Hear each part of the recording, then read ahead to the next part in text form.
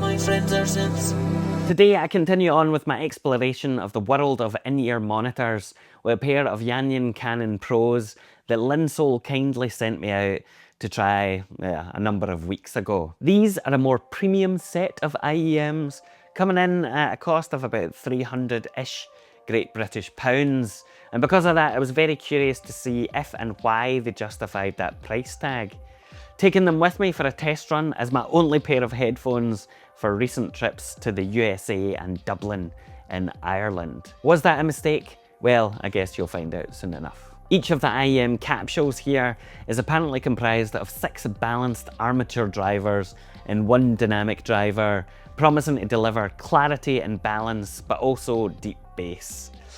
They've got an impedance of 18 ohms and so are very easy to drive without an external DAC or anything like that, even with my old iPod, which I am still stubbornly using for my music listening proclivities, no matter how difficult or impractical it might be. The box that these come in is fairly basic, although I do like how it opens up in a kind of hinge-like motion. And in here you've got everything that you might expect, from cable to earbuds to the IEMs themselves. The package comes with a very nice blue zipper carrying pouch, which keeps everything together, and this is described as being leather. Whilst I can't verify that, it is definitely sturdy enough to protect your IEMs, but also isn't as bulky or heavy as some of the other cases that you sometimes get, and that is a major bonus for travelling. There are 2 different sets of earbuds in the package, each with a choice of 3 different sizes. One of the sets is the more standard silicone type, whereas the other set is clear and has that kind of sticky or crystal feel to it, which I generally prefer, but well, we'll talk a bit more about that later on. The included cable is very nice indeed, with 4 braided groups of copper that feel very lightweight, but also pretty premium, to be honest. It is slightly on the short side in terms of length, which I personally quite like, but depending on what you are doing, then you might want to get something a bit longer. As seems to be standard with a lot of IEMs, the jack connector is pretty substantial, at least on the 3.5mm one that I got, and this will be physically longer than you might be used to from standard headphone cables. The molds around the earpieces have got just the right amount of rigidity to keep them in place but not feel too stiff, which I am pretty pleased about, as that isn't always the case with IEM ear bits. Ear bits is the technical term. Each side of the cable is marked with a subtle left or right indicator on the metal near the connector. However, weirdly enough, unless I'm a complete idiot, there doesn't seem to be any markings on the actual IEMs themselves, so you kind of need to figure out which one goes where, and yes, I may well be stupid, but that was a bit trickier to do than expected.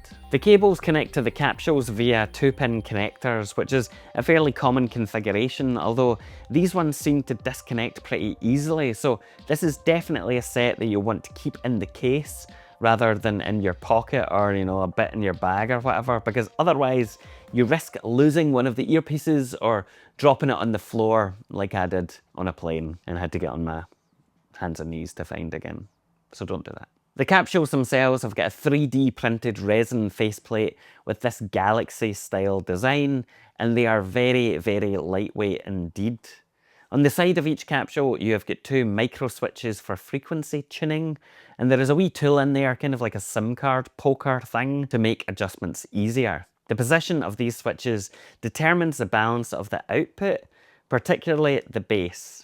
Now, I played about with these for a while myself to try and discern the differences between the settings, but honestly found that quite difficult to do, and ultimately I thought that the stock settings just seemed to be the most natural anyway, so I stuck with them. Now, where these things really come into their own is how they sound. Having tried a bunch of different pairs of IEMs, I thought I had a good idea of what to expect, and if I'm being honest, from the lightweight glittery capsule design and the basic packaging, I wasn't necessarily expecting much of these.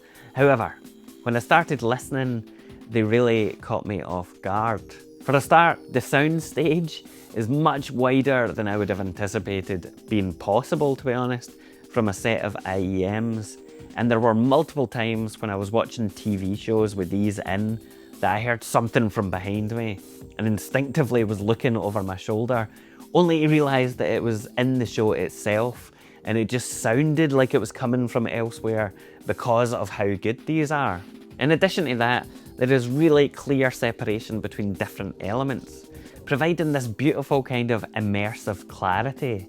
They are especially detailed in the sort of upper mid-range, I think, but they've also got this pretty chunky, rich bass, which gives a warm, natural sound overall. Interestingly enough, these are one of those kinds of headphones that are so detailed that you can hear mixing or production inaccuracies, so your experience will really depend on the quality of the source. In other words, I wouldn't be using these on Duolingo to practice your Spanish, as the buzzing sound of the audio samples on there will drive you fucking nuts. For me, listening to folk, jazz or psychedelic music has been a particular joy with these IEMs, as they really help bring the layered instrumentation to life. But they were equally as fun with some banging electronica because the bass is present and does it justice. They really do just sound fantastic. Now, when it comes to fit and comfort, these IEMs are much tighter than other ones that I've tried, and by that, it's difficult to explain, but I mean that they kind of lock into my ears in a way. This is perhaps because they have a slightly longer nozzle or something, I'm not sure, and it's kind of difficult to explain. But it does, I guess, help provide a significant amount of passive isolation, at least compared to the other sets that I've tried. Now, this wasn't uncomfortable at first at all, but I did find that after a few hours they started to get a bit painful. Now, this isn't necessarily a criticism of these IEMs. I'm aware that with in-ear monitors, you kind of have to adjust them for the first wee while to find how they suit your particular ear shape and all that. So to alleviate the discomfort that I had, I've been experimenting with different ear tips, and so far, whilst I usually prefer the clear sticky ones because they give a better seal, here the standard silicone buds have actually been much better for prolonged sessions, but I've yet to find the right balance between comfort and sound quality. For now, because of this, these will probably be my go-to set for intentional listening in the house, or for shorter periods at least, rather than, more utilitarian usage on long transatlantic journeys. Overall, I've been very pleasantly surprised with these. Don't let the basic packaging or the niche capsule design put you off. They really are easily some of the best sounding portable headphones that I've ever heard, with a properly impressive, immersive soundstage and separation. And in that regard, they are fantastic.